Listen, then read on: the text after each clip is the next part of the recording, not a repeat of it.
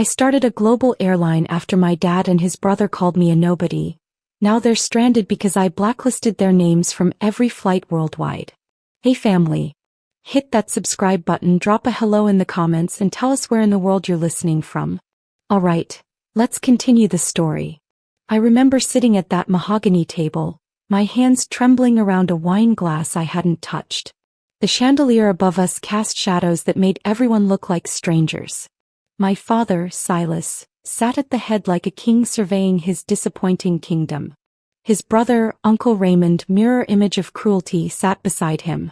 They'd called this family dinner, but I knew it was an ambush. So Linda, my father began, cutting his steak with theatrical precision, your mother tells me you're still playing with that little travel agency idea. The way he said playing made my stomach turn. I was 32 years old, not a child with a lemonade stand. It's not a travel agency, Dad. I'm building a charter flight service. We've secured 3 contracts with... Uncle Raymond's laugh cut through my words like broken glass. Charter flights? Baby girl, you can't even afford a bicycle talking about airplanes. My younger brother, Devin, smirked into his napkin. My sister, Alicia, suddenly found her phone fascinating. My father leaned back, swirling his bourbon. Let me tell you something about being a nobody, Linda. You work at an airport ticket counter. You book other people's dreams. That's all you'll ever be, somebody who watches life happen. Those words landed like physical blows. But what came next shattered something fundamental inside me. We're expanding Raymond's trucking company, Dad announced. Devin will manage the East Coast operations. He didn't even look at me. 30 years of being invisible in my own family crystallized in that moment. I set down my glass with hands steadier than they should have been and said words that would change everything. You'll regret underestimating me. 3 months before that dinner, something happened that I hadn't told anyone. I was sorting mail at my cramped apartment when I found a letter from a law firm with an address that screamed old money. My hands shook as I opened it. Inside was a notification about my maternal grandmother, Mama Rose, whom I'd only met twice before she passed. She'd left me everything. $2 million. Her house. Her vintage car collection. The letter explained that she'd watched me from afar, saw something in me that my own parents couldn't see. Your mother never understood you, the attached note read in her elegant handwriting. But I did. Build something beautiful, baby. Show them who you really are. I sat on my bathroom floor and cried for an hour. Mama Rose had died 6 months earlier, and I'd only learned about the funeral after it happened. My mother had said, "You were working. We didn't want to bother you." That was always the excuse. I was the inconvenience, the afterthought, the daughter who didn't quite fit the family mold.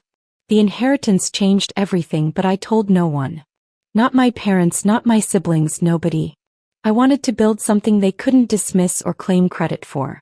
I started taking night classes in aviation management, business administration, anything that would transform this dream from fantasy to reality. My ticket counter job became my research laboratory. I studied passenger complaints, airline inefficiencies, market gaps. I watched wealthy travelers frustrated by commercial airline limitations. I listened to executives complain about unreliable charter services. I took notes on my phone during lunch breaks, building a business plan that grew more sophisticated by the day. The idea consumed me, but in the best way. It gave me purpose when my family only gave me pain. I found Silas Waverly 6 weeks after receiving the inheritance. He was a retired airline executive, 63 years old, with silver hair and eyes that assessed you like a flight risk calculator. We met at a coffee shop near the airport where I still worked my day job. I'd sent him my business plan with a subject line that read, "Why the charter flight industry is failing and how we fix it." "You've got something here," he said, tapping my printed proposal. "Raw but brilliant. You've identified a market segment nobody's serving properly. The premium traveler who needs flexibility without the complexity of owning a private jet. But do you understand what you're really signing up for? This industry will eat you alive if you're not prepared." I looked him straight in the eye. "My whole life has tried to eat me alive, Mr. Waverly. I'm still here." Something shifted in his expression. Recognition, maybe respect. Call me Silas. And if we're doing this, we're doing it right. I'll come out of retirement as your COO, but I want 10% equity and full operational control until you're ready. We shook hands. My airline had its first executive. Next came Elena Rodriguez, a former FAA inspector turned consultant who knew every regulation loophole and compliance requirement. She was 47, tough as carbon fiber with a reputation for not suffering fools. I don't work with amateurs, she told me bluntly during our first phone call. Good, I replied. Because I'm not planning to stay one. She flew in to meet me that weekend. By Sunday night, she was my director of compliance and safety with 8% equity. Then came James Walker, a former military pilot with commercial airline experience who'd been blackballed after reporting safety violations at his previous carrier. He became my chief pilot and training director. 8 months after that inheritance letter, I stood on a private airfield at dawn, watching mechanics perform the final inspection on our first aircraft, a pre-owned Cessna Citation CJ3+ that we'd acquired and refurbished. It wasn't new, but it was immaculate. Pearl white with midnight blue accents, our logo designed by a graphic artist who'd captured exactly what I wanted. Sophisticated, modern, unstoppable. Silas stood beside me, arms crossed, watching the same scene. You know what most people don't understand about this business? He said quietly. It's not really about planes. It's about trust. People are putting their lives in your hands at 40,000 feet. Everything, every detail, every decision, every person you hire, has to be perfect or it all falls apart. I know, I said, and I meant it. We'd spent months on safety protocols, training programs, maintenance schedules. Nothing about this operation was casual or hopeful. It was methodical and obsessive. Our first client came through a referral from Silas's old network. A pharmaceutical executive who needed to visit 4 cities in 2 days for a merger negotiation. He was skeptical at first. We were unknown and proven. But we delivered. On-time departure, catered meal from his preferred restaurant, ground transportation coordinated at each stop, return home by 9 p.m. instead of the midnight arrival commercial flights would have required. He paid $38,000 for that service and became our best marketing tool. Tell everyone in your network, I told him at the end. We're not just a charter service, we're giving you time back. He smiled and shook my hand. You remind me of myself 20 years ago. Hungry and smart. That's a dangerous combination for your competitors. My phone rang on a Tuesday afternoon while I was reviewing pilot schedules. Mom's name lit up the screen, unusual because she typically texted. Linda? Your father and I need to talk to you about something serious. Her voice carried that tone, the one that meant they wanted something but would frame it as concern. I'm at work, Mom. Can this wait? I was actually in my home office, but they didn't know I'd quit the ticket counter job 3 months earlier. No, sweetie, it can't. Your father's business is going through some cash flow issues and we thought maybe you could help. We know you've been saving money living in that tiny apartment. We could really use about $20,000 to bridge the gap until Raymond's new contracts come through. The audacity stole my breath. $20,000. Requested as casually as asking to borrow a cup of sugar. They had no idea I'd built $1 million business while they'd been ignoring my existence. Mom, I don't have that kind of money lying around. It wasn't a lie. My inheritance was invested in the business, in growth, in something they couldn't see because they'd never bothered to look. Are you sure? We really need this, Linda. Family helps family. That phrase, they'd never applied it to me before. When I needed help with college applications, I was told to figure it out. When my car broke down and I missed 3 days of work, potentially losing my job, they'd said it would build character. But now they needed something and suddenly I was family. I'm sorry, I can't help, I said, my voice steady despite the rage building in my chest. My mother's disappointment was palpable. Your father said you'd say that. He said you've always been selfish. I defended you, but maybe he's right. 4 months after that phone call, we acquired our second aircraft. A larger Bombardier Challenger 350. Then a third, a Gulfstream G280 that opened us to intercontinental routes. My team had grown to 43 employees. Pilots, flight attendants, mechanics, customer service specialists, all of them excellent, All of them loyal. We weren't just competing anymore. We were winning. I was sitting in my actual office now, floor-to-ceiling windows overlooking the private terminal we'd leased. Silas walked in with Elena, both wearing expressions I'd learned meant significant news. "We got the government contract," Silas announced, setting down a folder thick with documents. "Department of State Diplomatic Transport. It's a 3-year deal worth $16 million. My hands went numb. This contract would legitimize us beyond anything I'd imagined. They chose us over the established carriers? Elena grinned, rare and genuine.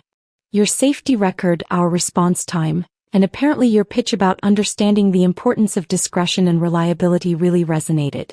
We beat out companies that have been doing this for 30 years. You should be proud, Jess. This is extraordinary." But pride mixed with something darker. The memory of my father's words echoed. "You'll always be a nobody who watches life happen." I'd proven him wrong in ways he couldn't imagine, and he still had no idea. My brother Devin had recently posted on social media about their trucking company's massive expansion. 3 new trucks. I'd just secured a contract worth more than their entire business. That evening I made a decision. I called a public relations firm that specialized in business profiles. "I want to do an interview," I told them. "Something that will get attention. I want my story told." The representative was enthusiastic. "We can definitely make that happen. What's the angle?" I thought about my family, about years of being dismissed and diminished. "Against all odds," I said. "Building an empire from nothing." The business magazine profile ran 6 weeks later. The photographer had captured me standing in front of our Gulf Stream, arms crossed, expression confident. The headline read, "How a former ticket counter worker built a multi-million-dollar aviation company in under 2 years. The Linda Mitchell story." The article detailed everything. Mama Rose's inheritance that I'd kept secret, the business plan I'd developed while my family dismissed my dreams, the team I'd assembled, our rapid growth, and that massive government contract. The journalist had asked about my motivation. I'd chosen my words carefully. I came from a family that didn't believe in me. They saw me as someone who'd never amount to anything significant. That doubt became my fuel. Sometimes the best thing people can do for you is underestimate you. It removes all pressure to meet their expectations, and you're free to exceed your own. The magazine hit newsstands on a Wednesday. By Thursday afternoon my phone was chaos. Missed calls from my mother, my father, Devin, Alicia, even Uncle Raymond. Text messages ranged from, "Why didn't you tell us?" to, "We always knew you'd do something special," to my father's message, "We need to talk about this article. You've misrepresented our family." I responded to none of them. Instead, I forwarded the article to Mama Rose's lawyer with a note. "Thank you for believing in her belief in me." His response came within an hour. "Your grandmother would be profoundly proud. She always said you had steel in your spine that the rest of them lacked. Keep building." That weekend, I received an invitation to speak at a women's business leadership conference. Then another for an aviation industry panel. My inbox flooded with interview requests, partnership inquiries, potential clients. The girl they'd dismissed as a nobody was becoming somebody they couldn't ignore, and the irony wasn't lost on me. They showed up at my office unannounced on a Monday morning. My assistant Rachel buzzed me nervously. Linda? There are 4 people in the lobby who say they're your family.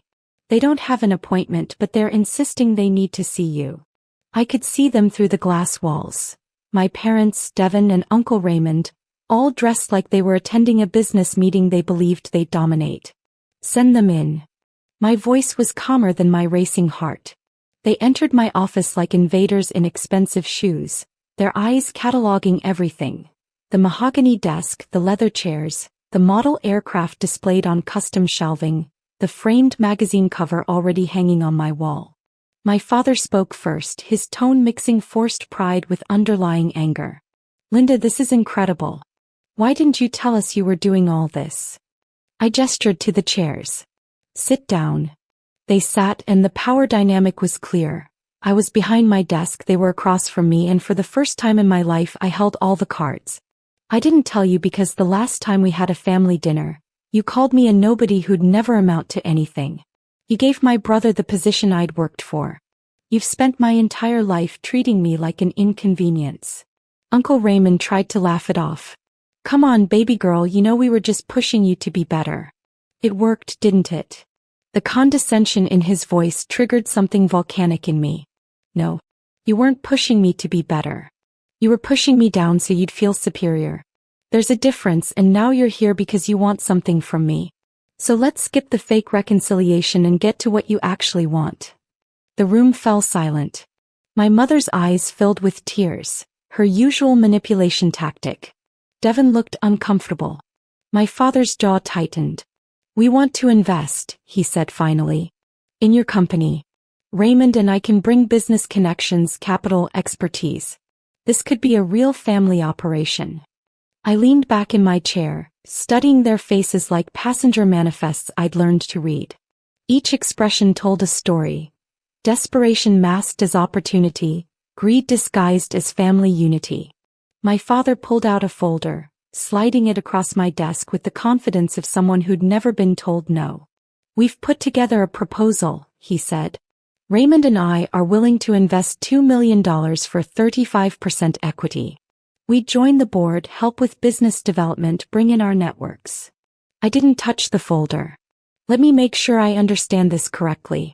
You want to invest $2 million, the exact amount Mama Rose left me, which I've already invested and multiplied, in exchange for more than a third of a company currently valued at $18 million. A company I built without you, despite you, because of what you said I'd never be able to do. Devon shifted uncomfortably. Just don't be like this. They're trying to support you now. I turned to my brother, and years of resentment crystallized in my voice. Where was this support when I was working 2 jobs to pay for community college while Dad paid for your university? Where was it when I asked for help with a down payment on a reliable car and was told I needed to learn responsibility? You got a $50,000 loan for a truck you wrecked 6 months later. I got lectures about entitlement. My mother reached for my hand across the desk. I pulled back. Sweetheart, we made mistakes. But family forgives. This is a chance for us to be in business together, to finally be the family we should have been. Her words, practiced and hollow, might have worked on the old Linda, the girl desperate for their approval. But that girl had died at a mahogany table months ago. Here's what's going to happen, I said, standing up. You're going to leave my office. You're not getting equity, board seats, or access to my business. This isn't a family operation, it's my operation. I built this with people who believed in me, and that list doesn't include any of you. They didn't take rejection well. Within 2 weeks, Uncle Raymond started spreading rumors through his business network that my company was unstable, that I was inexperienced and reckless, that our safety record was fabricated.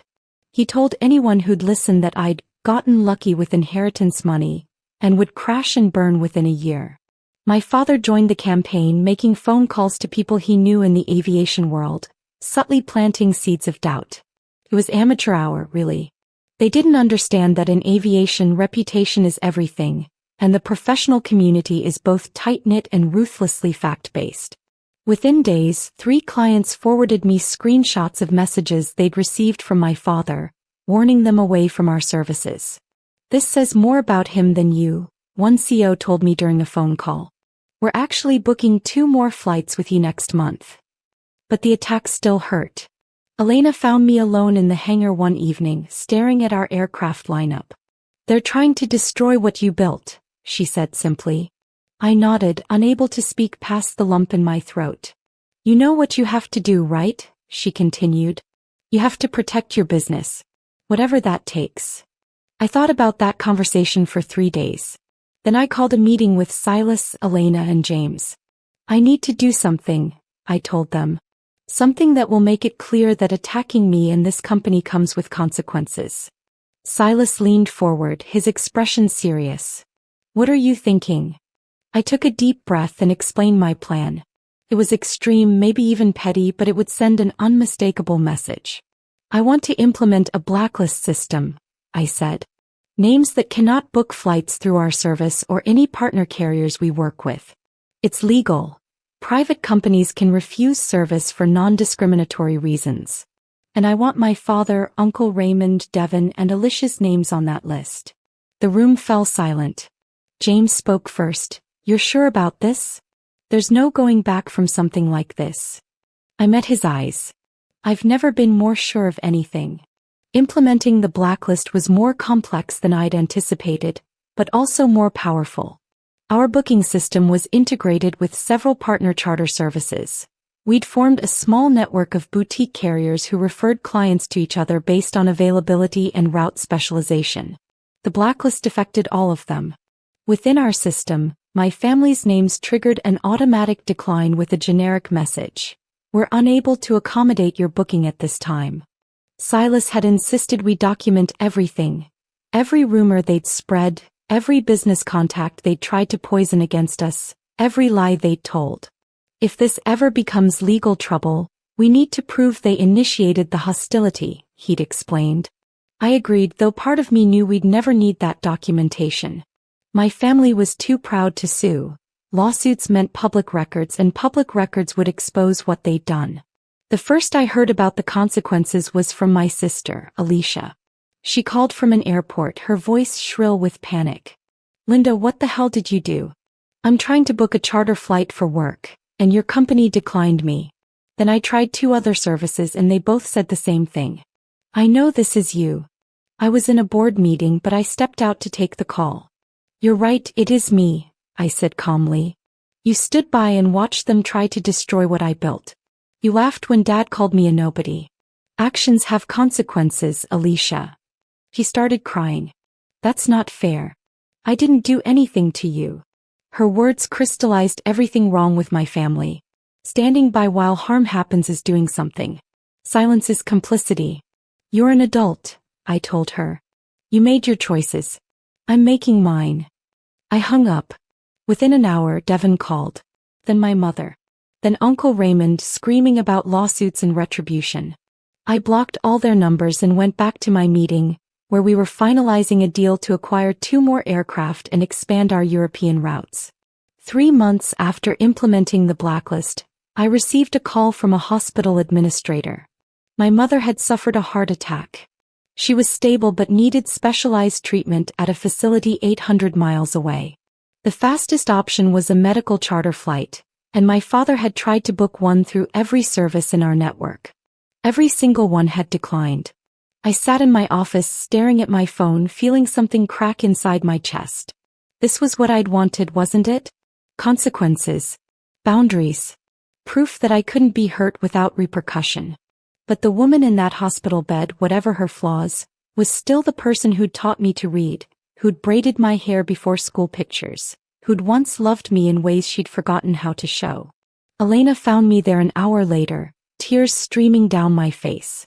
You heard, she said softly. I nodded. I made the blacklist because I was angry. Because I wanted them to feel powerless the way they'd made me feel my whole life. But Mom could die, Elena. And it'll be because I was too hurt and proud to be the bigger person. So remove them from the blacklist, Elena said. You have that power. But I'd spent 32 years being the bigger person, swallowing my hurt, accepting their scraps of affection.